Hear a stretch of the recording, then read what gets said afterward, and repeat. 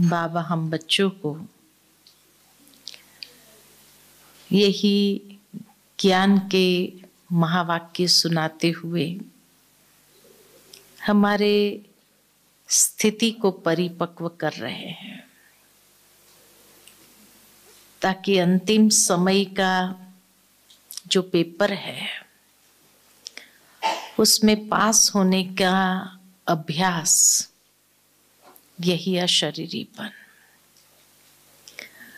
परंतु ये अभ्यास 1 सेकंड का होना चाहिए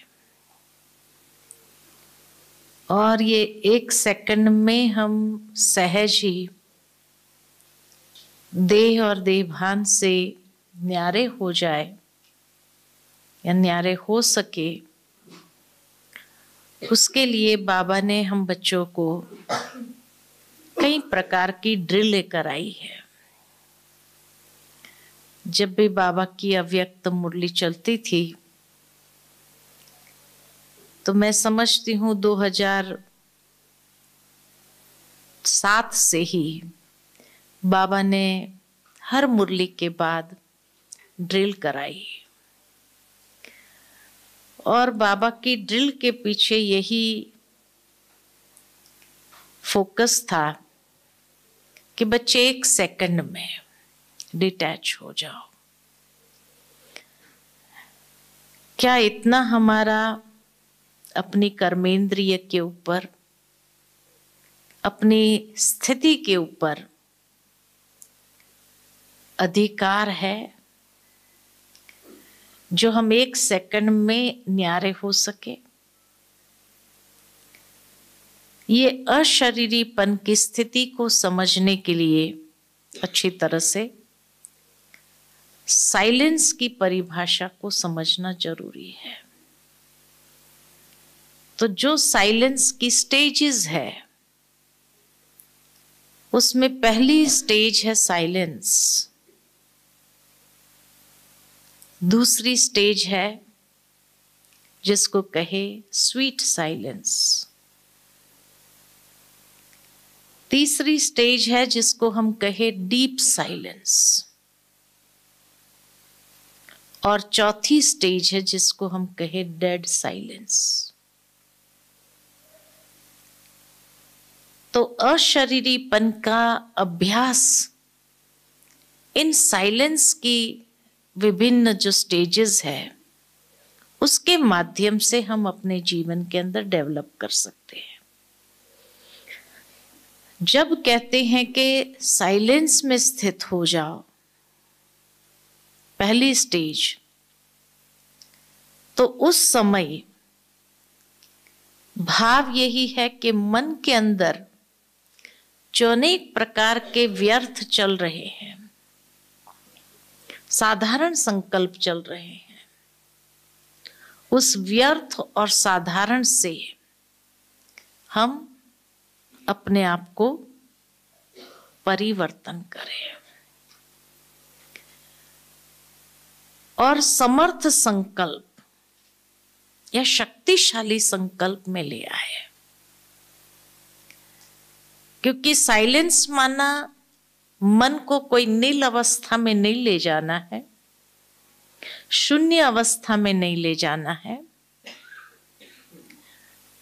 क्योंकि मन कभी शून्य हो ही नहीं सकता है अनलेस उसको हम दबाव डाल करके करें, तो वो भी कुछ क्षणों के लिए ही वो मन निरसंकल्प हो सकता है। लेकिन भाव यही है जो बाबा ने अब की बार की मुरली में भी बताया कि व्यर्थ संकल्पों से कितना हम फ्री है। यह अभी भी व्यर्थ चल रहा है, तो जो व्यर्थ है यह साधारणता के संकल्प है, उसको परिवर्तन करना और परिवर्तन करते हुए उसको श्रेष्ठ, शक्तिशाली, समर्थ में लगाना।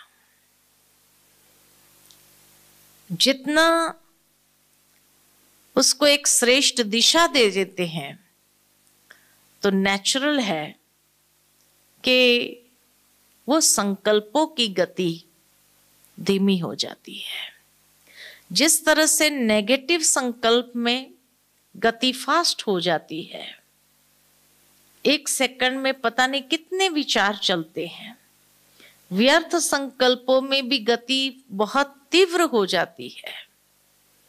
तो जैसे ही हम उसको श्रेष्ठ दिशा में मोड़ते हैं तो गति अपने आप स्लो होने लगती है। और कहा जाता कि जितना ये स्लो वेव्स होते हैं मन के, उतने वो पावरफुल होते, शक्तिशाली होते हैं। इसीलिए उसको शक्तिशाली बनाना है, और शक्तिशाली जब स्लो होते जाते हैं तो धीरे धीरे कोई ना कोई एक स्थिति में जाकर स्थित हो जाता है, तो वो स्थिति का अनुभव करना सहज हो जाता है।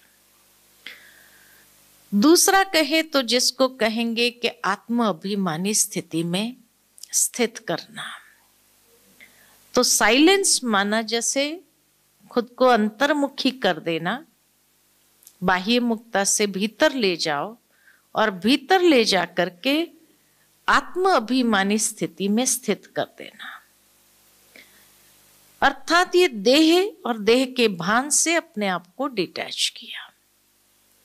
और आत्म अभिमानी स्थिति में स्थित करना मतलब कि आत्मा के जो 7 गुण हैं, उन गुणों का स्वरूप बन जाना और एक एक गुणों की महसूसता में मन को ले जाना। तो इसीलिए कहा कि अशरीरी तो फाइनल स्टेज है, लेकिन प्रथम जब तक हमने ये आत्म अभिमानी स्थिति का अभ्यास नहीं किया है, तब तक अशरीरी होना बहुत मुश्किल है। क्योंकि बार बार देह भान हमें खींचता है, नीचे ले आता है। क्योंकि कर्मयोगी जीवन है, तो कर्मयोगी जीवन होने के कारण कर्म तो छोड़ना नहीं है। अंत तक जैसे ब्रह्मा बाबा ने भी कर्म किया, कोई भी सेवा नहीं छोड़ी, ऐसे हमें भी कोई सेवा छोड़नी नहीं है, न कर्म छोड़ना है। लेकिन हर कर्म करते हुए ये स्थिति का अभ्यास करना। तो बीच बीच में जैसे आत्म अभिमानी बन करके हम योग करते हैं, या फिर जब देह में आकर कर्म करते हैं तो देही अभिमानी होकर कर्म करते हैं। अर्थात आत्म अभिमानी स्थिति में जो 7 गुणों का स्वरूप बने, उस रस को इस तरह से भर दे कि जब हम देही अभिमानी बन करके कर्म करते हैं तो वो ऊर्जा नेचुरल रूप में प्रवाहित हो हर कर्म में। जिस तरह से कोई दुनिया के अंदर भी देह अभिमान में होता है, तो देह अभिमान माना क्या कि जहां विकारों की ऊर्जा, नकारात्मकता की ऊर्जा हर कर्म में प्रवाहित होती है और इतनी नेचुरल हो गई है कि वो इंद्रियों को भी उस दिशा की तरफ आकर्षित कर लेती है। लेकिन जब आप किसी ऐसे व्यक्ति को देखो जो शांत चित्त हो, गंभीर हो, बोलते हैं तो भी बड़ी मधुरता के साथ बोलते हैं, तो क्या कहते हैं, ये तो जैसे देवता है। तो देवताएं नेचुरल देही अभिमानी स्थिति में थे, नेचुरल आत्म अभिमानी, भले वहां ज्ञान नहीं था लेकिन नेचुरल आत्म अभिमानी स्थिति थी। अर्थात वो गुण नेचुरल प्रवाहित होते थे हर कर्म में, तो उसको कहा देही अभिमानी स्थिति। तो इसी तरह आत्मा के जो 7 गुण हैं वो एसेंस है, तो वो एसेंस प्रवाहित होना चाहिए। जिस तरह मान लो कि रंगों को अगर लिया जाए तो मेन रंग दुनिया के अंदर कितने माने जाते? 3 रंग ही है, रेड, ब्लू और ग्रीन। और ये 3 रंग को मिक्स करते हुए आज 150 कलर बनाते है ना। 3 रंग ही ओरिजिनल माना जाता है। कम ज्यादा परसेंटेज में मिक्स किया तो 150 रंग आ गए। ठीक इसी तरह हमारे ओरिजिनल गुण साथ ही है, लेकिन कम ज्यादा परसेंटेज में जैसे एक दूसरे के साथ मिक्स होते हैं तो जो 36 गुणों की माला है वो बन जाती है। इसलिए बाबा बच्चों को बार बार कहते स्वधर्म में स्थित हो जाओ, यानी ये 7 गुणों से भरपूर हो जाओ।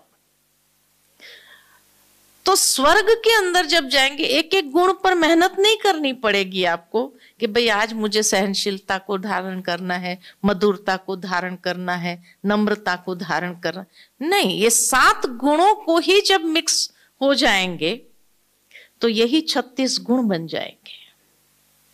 इसीलिए स्वर्ग में जब जाना है तो हमें वहां सर्वगुण संपन्न है और नेचुरल देही अभिमानी स्थिति, आत्मा अभिमानी स्थिति है, आत्मा का ज्ञान न होने पर भी, क्योंकि वो संस्कार हमारे यहाँ के हैं, है ना। इसीलिए यहां जब वो 7 गुणों का ही स्वरूप बनने का मेन पुरुषार्थ है अशरीरी बनने के लिए, तो ये पहला कदम है कि आत्म अभिमानी स्थिति में या स्वरूप में स्थित हो जाओ। इसको कहेंगे साइलेंस।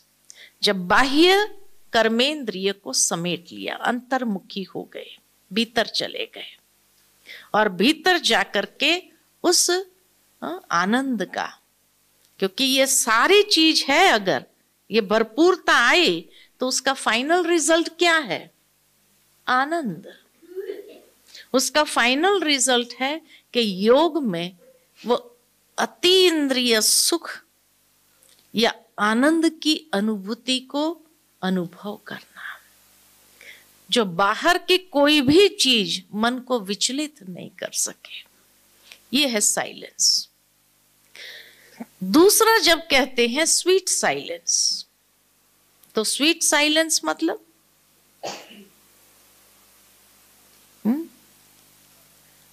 जिस साइलेंस के अंदर बहुत सुख हो, मधुरता हो, स्वीट साइलेंस है, तो वो किस में मिलेगी? सीधा परम धाम थोड़ी पहुंच जाना है। स्वीट साइलेंस कहां मिलती है? संबंधों में। जिस व्यक्ति के साथ या जिस संबंध में अति समीपता है तो वहां से सुख की महसूसता होती है, सुख की फीलिंग मिलती है।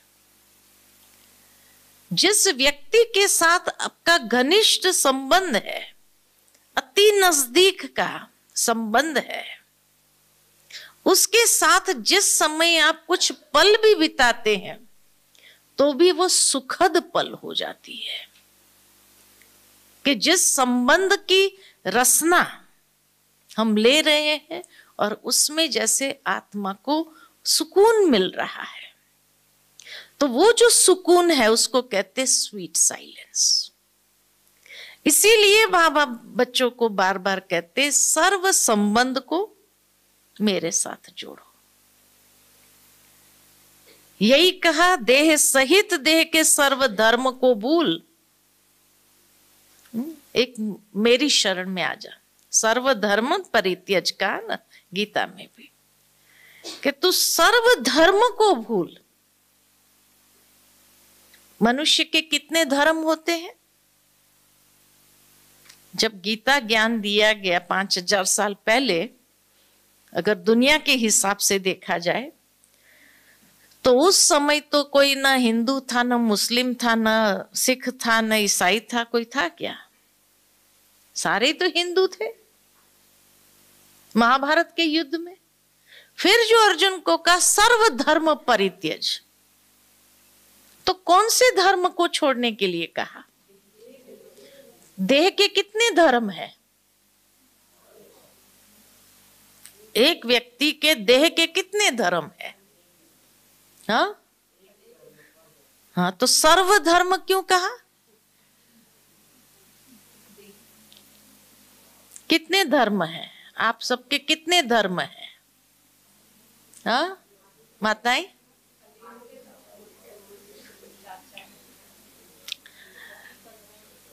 ऐसा है कि जैसे बाबा की कुछ दिनों पहले की एक मुरली याद आती है मुझे, साकार मुरली, जिसमें बाबा ने कहा कि एक होता है गृहस्थ धर्म, एक होता है गृहस्थ आश्रम। सतयुग त्रेता में गृहस्थ आश्रम है, वहां गृहस्थ धर्म नहीं है। लेकिन द्वापर के बाद गृहस्थ धर्म शुरू होता है ना। तो गृहस्थ धर्म है। और कौन सा धर्म है? और देह के कौन से धर्म है जिसको सबको छोड़ना है? गृहस्थ धर्म, फिर पति धर्म, पत्नी धर्म, इसलिए धर्म पत्नी कहा जाता है। कहते हैं ना धर्म पत्नी है, धर्म पति है। तो पत्नी धर्म, पति धर्म, पुत्र धर्म, पिता धर्म, कितने धर्म हुए? है कि नहीं ये सारे धर्म? और इसीलिए कई बार कई गृहस्थ, भाई हमको पहला तो पति धर्म देखना पड़ेगा। तो पति धर्म अगर हुआ तो परमात्मा के प्रति धर्म जो है वो साइड में हो गया ना, वो सेकंड नंबर हो गया। पहला पति धर्म है, पहला गृहस्थ धर्म है। तो परमात्मा के प्रति हमारा जो धर्म है वो तो सेकंड नंबर हो गया। इसीलिए भगवान ने गीता में भी अर्जुन को कहा सर्व धर्म परित्यज। ये सर्व धर्म जो है तेरे, जो तुझे आकर्षित कर रहे हैं, अभी तेरा एक ही धर्म है ईश्वर के प्रति। और इसीलिए का सर्व धर्म परित्यज माम एकम शरणम व्रज। सिर्फ मेरी शरण में आ जा और कुछ भी नहीं सोचो। तो बाबा भी हम बच्चों को रोज क्या कहते हैं? बच्चे मन मना भव।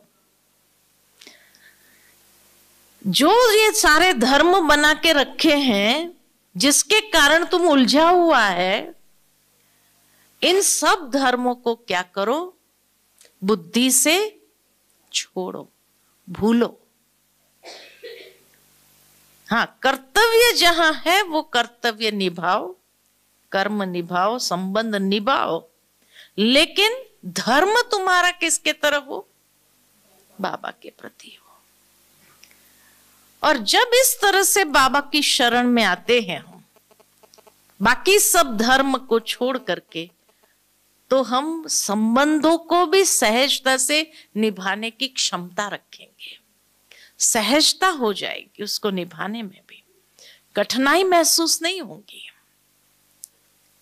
इसीलिए कहा सर्व धर्म परित्यज। ये जो सारे रिश्ते हैं और उस रिश्तों के प्रति जो तुम्हारी समझता है कि भाई ये पहला होना चाहिए मेरा, ये मेरा पहला धर्म है, नहीं, बाबा कहे पहला धर्म तुम्हारा ईश्वर के प्रति। मम्मा ने कल की मम्मा की वाणी सुनी, उसमें कहा एक होती है श्रीमत, गुरुमत, परमत, मनमत, शास्त्र मत, ये सारी मतें हैं ना। अगर इनको पहला धर्म समझा तो भटक जाएंगे। इसीलिए श्रीमत एक ही है हमारे लिए, और उस श्रीमत की ही पटरी पर हमें अपनी गाड़ी को चलाते रहना है। जब इस तरह से सर्व संबंध इसीलिए बाबा के साथ हमारे जुड़ जाएंगे, तो बाबा के साथ सर्व संबंध जुड़ने से क्या होगा कि हमारा सर्व धर्म बाबा के साथ हो गया, तो स्वीट साइलेंस का अनुभव करना बहुत सहज है।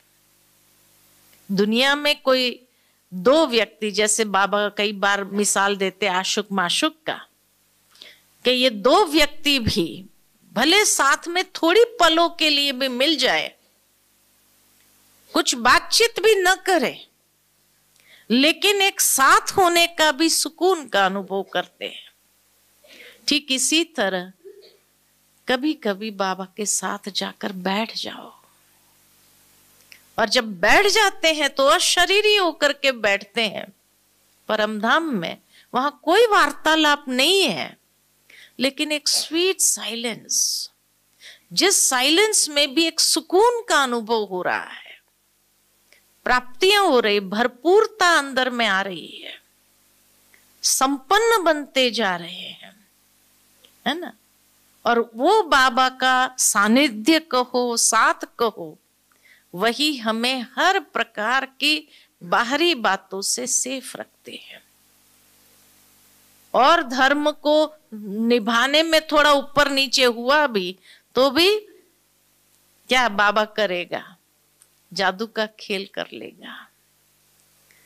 और ऐसा अनुभव होगा कि जैसे कि एक बहुत बड़ी नहीं तो मिसअंडरस्टैंडिंग क्रिएट हो जाती थी, उससे बाबा ने पहले ही बचा दिया।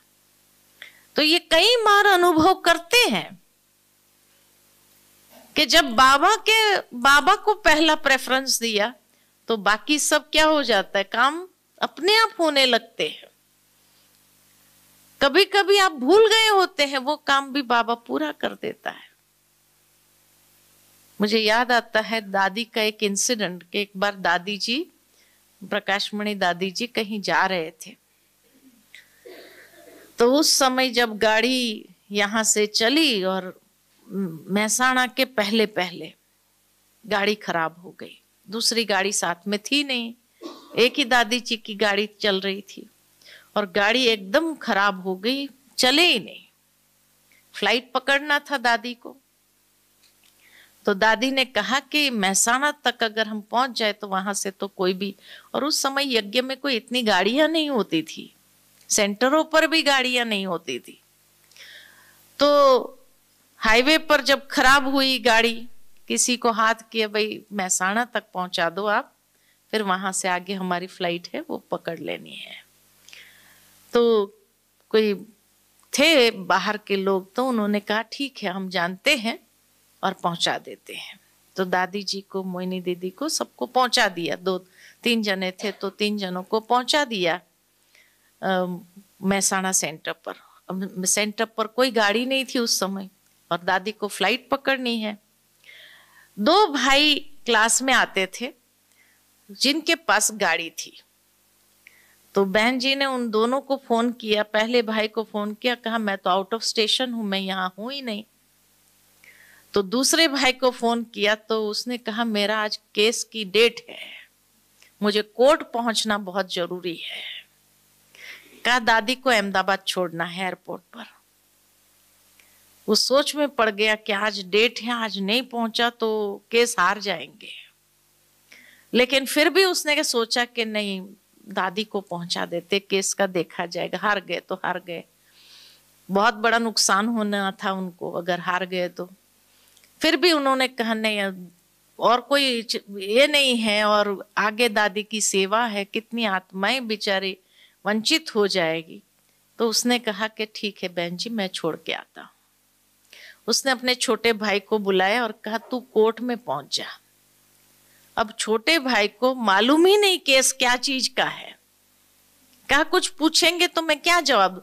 कहा कुछ भी मालूम नहीं, कोई बात नहीं, तू खड़ा हो जा हमारे तरफ से बस, है ना, फिर देखेंगे जो भी हो गया। वो जा करके कोर्ट में खड़ा हो गया और ये भाई चला गया छोड़ने के लिए, क्योंकि उसको गाड़ी तो आती नहीं थी जो उसको कहे जा तू दादी को छोड़ के आ, ये भी नहीं, छोटा था। अब वो जा करके कोर्ट में खड़ा हो गया और ये भाई दादी को छोड़ने के लिए चले गए और आए तो बाबा ने यहाँ ऐसा काम किया जो सारा केस पलटी हो गया और पलटी होकर इनके फेवर में आ गया और एक केस जीत गए। न हाजिर रहने पर भी केस जीत गए, तो क्या कहेंगे?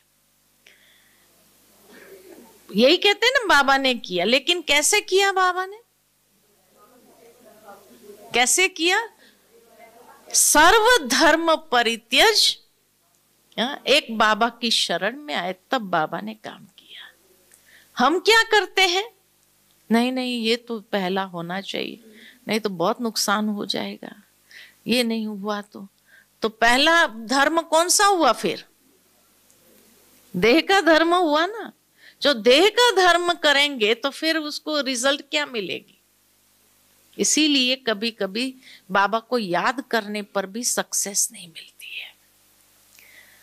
तो मेरे जीवन में पहला प्रेफरेंस बाबा है या और धर्म की बातें हैं, है ना? वो धर्म की बातें तो गीता में की नहीं है। एक स्वधर्म की बात आती है दूसरे अध्याय में, और 18वें अध्याय में सर्वधर्म। लेकिन कोई नहीं सोच पाता है कि जब उस जमाने में महाभारत के समय न मुस्लिम थे, न सिख थे, न ईसाई थे, फिर भगवान ने कौन से धर्म की बात किया? ये कोई सोचता ही नहीं है। लेकिन हर इंसान के कितने धर्म हैं जिसके प्रति वो प्रतिबद्ध है, कमिटेड है। अगर वो कमिटमेंट पहला मेरा बाबा के साथ हो तो कहेंगे हाँ पहला धर्म मैंने बाबा के साथ निभाया। तो बाकी के धर्म को बाबा संभाल लेता है।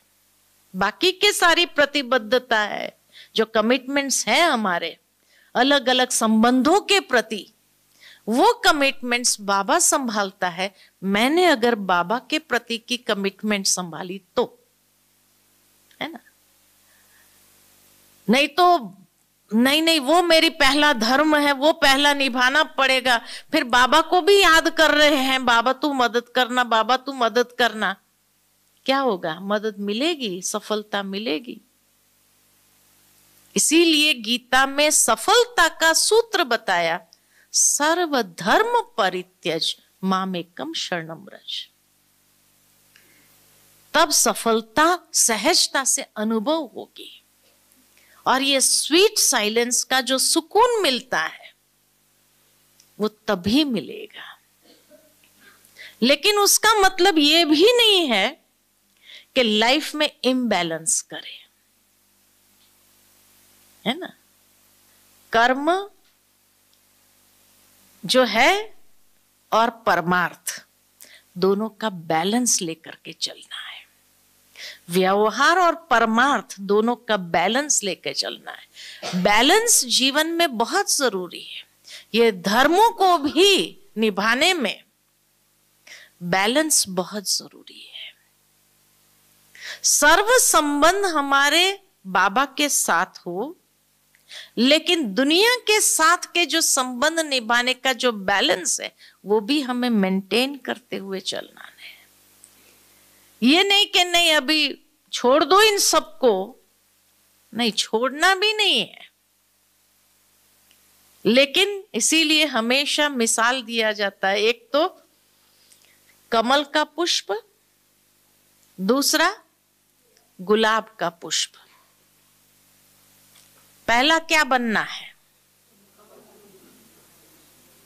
गुलाब के पुष्प और कमल के पुष्प में क्या अंतर है?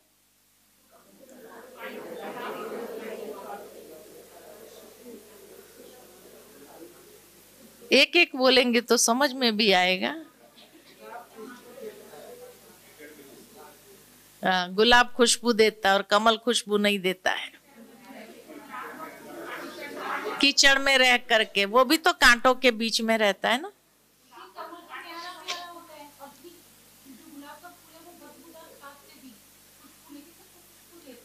हाँ, तो वो भी तो नीचे इतना गंदा पानी है ना। कमल के फूल के लिए भी तो गंदा पानी नहीं कहेंगे। हाँ, वही खुशबू नहीं है, ये बात ठीक है। लेकिन पहला क्या बनना है, कमल या गुलाब?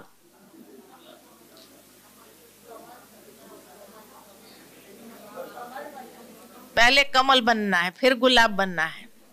अच्छा, कैसे बनेंगे गुलाब? कमल का फूल इसलिए कहा कि कमल की गृहस्थी बहुत बड़ी होती है ना, गृहस्थी बहुत बड़ी है। लेकिन उसके बावजूद भी न्यारा है, और उसकी पंखुड़ियां इतनी कोमल के कोई कीचड़ भी उसके ऊपर ठहर नहीं सकता है। तो इसी तरह से शुरू में जब हम बाबा के पास आते हैं तो कमल की तरह रहना उन सबके बीच में है, बैलेंस से चलना है, उनका कीचड़ हमारे ऊपर न लगे, इतना न्यारा और प्यारा होकर के रहना है। लेकिन कमल के साथ साथ फिर पुरुषार्थ है हमारा गुलाब बनने का। गुलाब जो है ना, वो भले जैसे कहा कि खाद से वो खुशबू देता है, कांटों के बीच में रहता है, लेकिन एक गुलाब जब संपूर्ण खिल जाता है, खिलने के बाद उसकी पंखुड़ियां झड़ जाती है,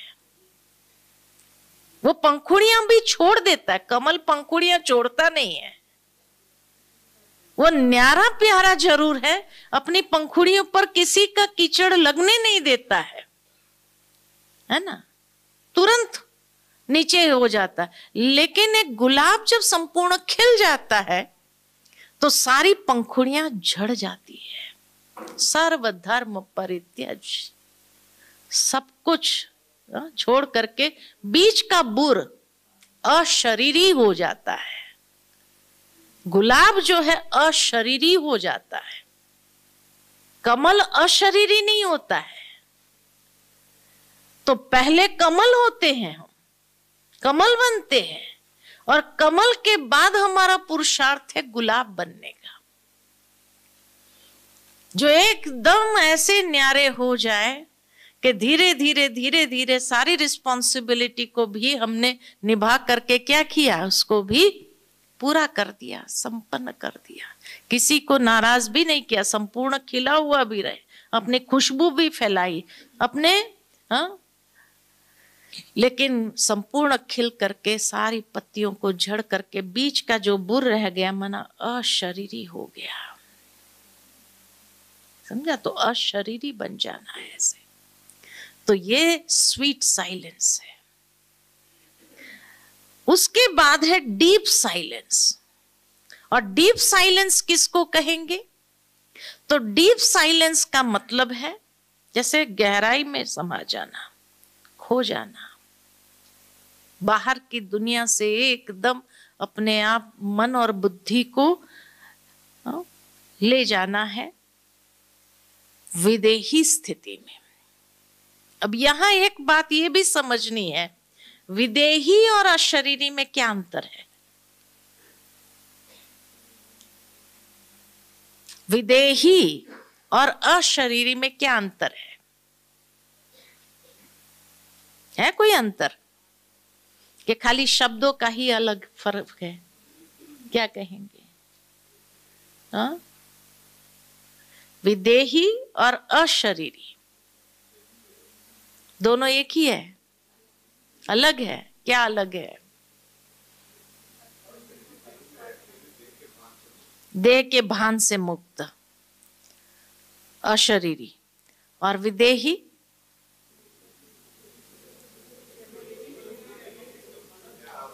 न्यारा और प्यारा। देह और देह के संबंधों से न्यारा, उसको क्या कहेंगे? विदेही। देखो, राजा जनक जो था ना, विदेही था, अशरीरी नहीं था, विदेही।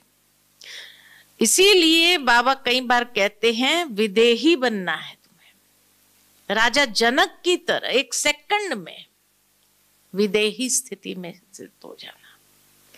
कहा जाता है, रामायण के अंदर ये बात आती है कि जब सीता जी जंगल में जा रही थी, वनवास मिला, तो उस वक्त उसके मायके से मैसेज आया सीता जी के लिए, और मैसेज में उसके पिता ने उसको यही कहा कि तुम वन में जा रही हो 14 साल के लिए, तो विदेही बनकर रहना। और विदेही बनकर के रही वो, इसलिए रावण उसको स्पर्श नहीं कर सका। ये कहा जाता है रामायण में। कि वो विदेही बनकर रही, इसलिए रावण स्पर्श नहीं कर सका उसको। कहने का भावार्थ कि विदेही स्थिति में कोई भी बुराई हमें स्पर्श नहीं कर सकती है, और हम मुक्ति, जीवन मुक्ति की स्थिति में सहज आ सकते हैं कि जीवन में रहते हुए मुक्त स्थिति में ये विदेही है। और ये विदेही स्थिति के लिए प्रतिदिन, भट्टी में आप आए हो, प्रतिदिन आपको एक सुबह सुबह स्वमान दिया जाता है। किस लिए? विदेही बनने के लिए। विदेही बनने के लिए ही स्वमान दिया जाता है। बाबा ने पिछले इसी सीजन की जो पिछली मुरली चली, सीजन की, इस सीजन की पिछली मुरली चली, उसमें बाबा ने कहा, बाबा ने स्वमान की माला दी है। कहा ना, स्वमान की माला दी है। रोज अलग अलग स्वमान को धारण करो। तो विदेही बनना माना स्वमान का स्वरूप होना, और स्वमान के स्वरूप होकर के उसकी गहराई में जाना।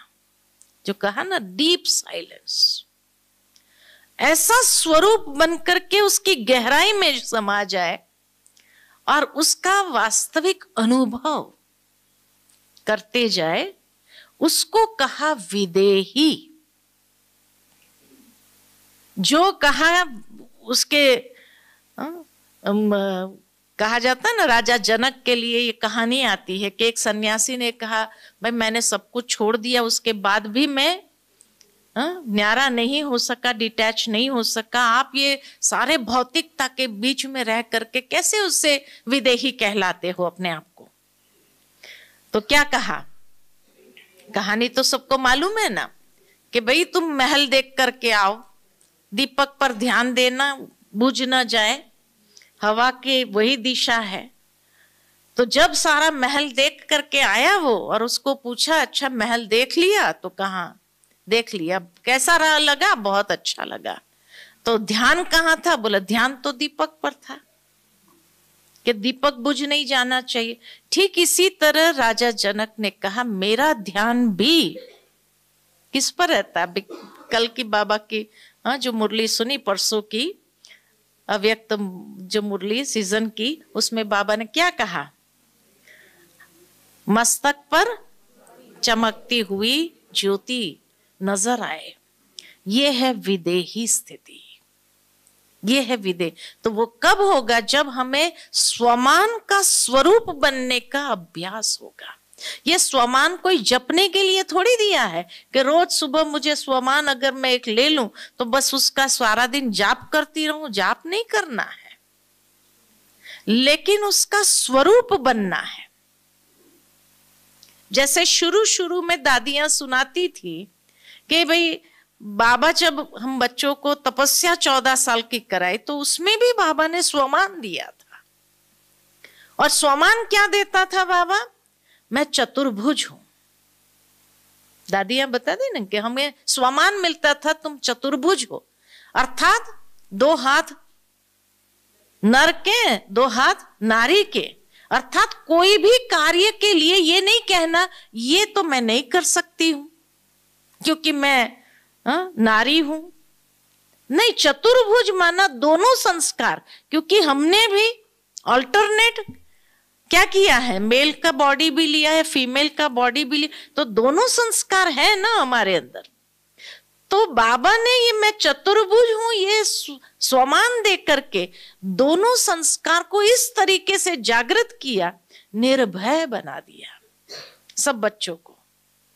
ऐसा निर्भय कि वो डरते नहीं थे, रात का पहरा देते थे। बहनें ट्रक चलाती थी, मैकेनिक का, निर्मल शांता दादी ने मैकेनिक का काम करते थे। बड़े बड़े तोपिये में छोटे छोटे बच्चे अंदर घुस जाते थे, उसको मांझते थे। क्यों? ये नहीं कहे कोई भी बच्चा कि भाई मैं ये काम नहीं कर सकता हूं। और इस तरह से जीवन में रहते हुए जिसको कहा जाए ना आत्मनिर्भर, आत्मनिर्भर, किसी के ऊपर भी आधारित नहीं, ये हो तो ही काम हो, ये ना हो तो काम ना हो। नहीं, हम चतुर्भुज है। और जितनी बार वो स्वमान को हम अंदर में याद भी करते हैं, उतनी बार उस संस्कार को हम जागृत करते हैं। और इस तरह से बाबा ने जब रोज कहा स्वमान की माला दी है, रोज एक एक स्वमान लेकर के उसके स्वरूप बनो, तो जो देह भान के जो संस्कार है उसको सहजता से समाप्त कर सकेंगे। इसलिए विदेही बनना, अशरीरी के पहले विदेही बनना बहुत आवश्यक है। जब तक विदेही नहीं बनेंगे, रहना देह में ही है, कर्म भी सब कुछ करना है, भौतिकता के बीच में रहना, लेकिन विदेही, क्योंकि स्वमान का स्वरूप लेकर के विदेही बनना है। देही अभिमानी और विदेही में ये अंतर है कि देही अभिमानी आत्मा के 7 गुणों की ऊर्जा को कर्म में लाना, और विदेही माना कोई ना कोई श्रेष्ठ स्वमान की ऊर्जा को व्यवहारिक रूप में ले आना, जीवन में ले आना उसको, और उस रीति से जीवन मुक्त स्थिति, किसी के ऊपर भी हम आधारित न हो, इसके बिना काम नहीं चलेगा, इसके बिना, सबके बिना चल सकता है। आज वो व्यक्ति है, कल शरीर छूट गया तो कोरोना में कितना हुआ, कितने बच्चे माँ बाप के बिना हो गए, क्या उनका काम नहीं चला? कि चल रहा है कि नहीं चल रहा है? चल रहा है। भावार्थ ये कि बाबा हम बच्चों को सबसे न्यारा कर देता है और सबका प्यारा भी। तो जितना न्यारा रहेंगे उतना प्यारा। तो श्रेष्ठ स्वमान की माला प्रतिदिन एक एक स्वमान को लेकर के उसका अनुभव करना और उसका स्वरूप बनना, और उसी के आधार पर विदेही बनकर के कार्य करना। कोई कर्म रुकना भी नहीं चाहिए। हाँ, बाबा की 2-3 दिन से लगातार बाबा की मुरली हम सुन रहे हैं कि बाबा कहते हैं रात को जाग करके क्या करो, तपस्या करो, है ना, रात को।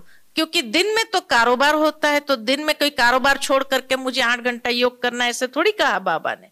बाबा ने खुद भी ऐसा नहीं किया, दिन में सारे कर्म करते रहे बाबा भी, लेकिन वो स्वमान के स्वरूप में विदेही। इसीलिए तो दादियां सुनाती है कि बाबा के पास जाते थे बातें सुनाने, हम भूल जाते थे क्या सुनाने आए। ये बाबा को सुनाते थे, लगता था बाबा पता नहीं सुन नहीं रहा है। फिर जब पूछते थे बाबा एसेंस बता देता था, हाँ ये बात थी तुम्हारी, हाँ, तो हमको लगा बाबा ने तो सुना ही नहीं। बाबा ने सारी बात सुनने के बाद भी जैसे लगता था बाबा डिटैच है, क्योंकि बाबा अपने श्रेष्ठ स्वमान में थे, तो वो बातों का प्रभाव मन के ऊपर नहीं था, और इसीलिए जीवन मुक्त स्थिति में थे, जीवन मुक्त स्थिति में अनुभव करते थे। और तब जाकर के डेड साइलेंस, यानी एकदम देह से डिटैच, अशरीरी होकर के परमधाम में बाबा के साथ बैठ करके, वहां न कोई संकल्प विकल्प चलते हैं, न कोई मन के अंदर बात अंदर सूक्ष्म में भी स्थान रखती है, और बहुत सहज हम जैसे विकर्मों को विनाश करने का अनुभव करते हैं। जैसे एक ज्वाला जलती है और उस ज्वाला से आत्मा का शुद्धिकरण हो रहा है, उस बीज रूप बाबा से हम भी भरपूर हो रहे हैं। बाबा की ऐसी सकाश प्राप्त हो रही है जिस सकाश से हम भरपूर हो रहे हैं अंदर से, और भरपूर होकर के जैसे संपन्न बनते जा रहे हैं। यह है अशरीरीपन की स्थिति, जहां कोई संकल्प नहीं, कोई चाहना की बात नहीं, लेकिन एकदम उससे भी डिटैच, एक अनुभव की स्थिति में। बीज स्वरूप माना एक भरपूरता की अनुभूति। बीज के अंदर जिस तरह से सारे वृक्ष समाया हुआ है, इसी तरह हम आत्माएं भी भरपूरता की स्थिति में स्वयं को अनुभव करें, लेकिन शरीर के भान से एकदम न्यारे। जैसे बाबा के लिए साकार में बताते हैं दादिया कि जब बाबा चलता था ना, या मम्मा भी जब चलती थी, तो जैसे धरनी को भी तकलीफ नहीं होनी चाहिए, है ना, इतना जैसे दबे पांव चले जाते थे, जैसे जैसे एक बादल वहां से पास हो गया, धरनी को भी तकलीफ नहीं दिया। आज कई लोग चलते तो धप धप धप धप इतना आवाज करते, जैसे धरनी को भी कितना कष्ट दे रहे हैं चलते चलते भी, है ना। नहीं, न्यारा एकदम हल्का होकर के। बहुत सुंदर बात अभी हमारी आदरणीय ब्रिजमोहन भाई से ऐसे ज्ञान की चिट चैट कर रहे थे, तो उन्होंने एक बहुत अच्छी बात सुनाई। कहा अभी ब्राह्मणों का पाठ पूरा हो गया। बहुत ध्यान देने की बात है, ब्राह्मणों का पाठ पूरा हो गया। हमने कहा कैसे भाई साहब ब्राह्मणों का पाठ पूरा हो? तो कहा कि जो ब्राह्मण माना शिक्षाएं ग्रहण करना, ज्ञान, तो ज्ञान का पाठ अभी समाप्त हो गया। कहा यह जाता है ब्राह्मण सो फरिश्ता, फरिश्ता सो देवता। अब फरिश्तापन का पाठ शुरू हुआ। यहां ही फरिश्ता बनना है, ऊपर जाकर के नहीं। तो ब्राह्मणों की जो शिक्षा हमने ली, अब ब्राह्मणों का पाठ पूरा हुआ। अब फरिश्ता अर्थात लाइट, हर बात में लाइट रहो। अर्थात दूसरे शब्द में कहे तो हर बात में बिंदी लगाना आना चाहिए। किसी ने कुछ कहा, बिंदी लगाओ, न्यारे हो जाओ, अशरीरी हो जाओ। जो ब्राह्मणों के स्वभाव संस्कार में ये बात थी, उसने कुछ कहा, फीलिंग आ गई, दुख हो गया, वो बात अंदर चलती रही, तो फरिश्ता कब बनेंगे? इसीलिए ब्राह्मणों का पाठ पूरा हो गया, यानी अब तक ये जो हरकतें थी हमारी, ये समाप्त हो गई। अब परिपक्व स्थिति में आए। अब उस फरिश्ता स्वरूप लाइट, हर कर्म करो लेकिन लाइट। न मेरे द्वारा किसी को दुख प्राप्त हो, न किसी का दुख मैं लूं। ये फरिश्ता, लाइट रहो, हल्के रहो, हल्के होकर के हर कर्म करो। यही फरिश्ता बनना है। अगर यहां फरिश्ता नहीं बने और वही ब्राह्मण में रहे, वो ब्राह्मण माना जो संघर्ष है, कहां न कहां अपने संस्कारों के साथ संघर्ष कर रहे हैं, परिस्थितियों के साथ संघर्ष कर रहे हैं, व्यक्तियों के साथ संघर्ष हो रहा है, तो संघर्ष वाला कहां जाएगा? त्रेता में जाएगा ना। इसलिए ब्राह्मण सो फरिश्ता, फरिश्ता सो देवता। तो जो फरिश्ता बनेगा वही देवता में जाएगा, है ना, सतयुग में जाएगा। अगर संघर्ष में रहे, फरिश्ता नहीं बने, तो सीधा सतयुग पूरा कैंसल और सीधा त्रेता में, यानी 2 करोड़ आत्मा के बाद हमारा नंबर लगेगा। त्रेता की बिगिनिंग की पॉपुलेशन कितनी है? 2 करोड़ है ना। तो 2 करोड़ के बाद 1250 साल के बाद मुझे नीचे उतरना होगा। कितने जन्म बाद? 8 जन्म बाद होगा नीचे आना। मंजूर है? आज तक कहते रहे, जब भी पूछते थे लक्ष्मी नारायण बनना है, राम सीता बनना है, तो क्या कहा? लक्ष्मी नारायण। लेकिन अभी तक अगर फरिश्ता अगर नहीं बनेंगे, अब बाकी का जो संगम का समय रहा है, फरिश्ता फरिश्ता अनुभव यही करना है, तभी जाकर के देवता बनेंगे, नहीं तो कहां जाएंगे? क्या मंजूर है? हाँ, सतयुग में जाना है तो क्या करना पड़ेगा? लाइट। हाँ, हर कर्म करते स्थिति लाइटनेस वाली हो, है ना। ज्ञान की लाइट, और आज का वरदान क्या था? हाँ, नॉलेज की लाइट और माइट से, है ना, बस सोल कॉन्शियसनेस में। कहीं किसी ने कुछ कहा, मुझे वो बात लगनी नहीं चाहिए। लगेगी, लगेगी, अगर लगेगी तो कहाँ जाएंगे? अब समझ लेना अपना। बाबा कहते हैं ना, जैसे जैसे समय नजदीक, तो अपना कहाँ जाना है वो पता चलता जाएगा कि मैं कहाँ जाने वाली हूँ। तो अपने स्वभाव संस्कार में अगर फीलिंग की बीमारी है तो कहाँ जाएंगे? हाँ, तो इसलिए अभी कहाँ जाना है?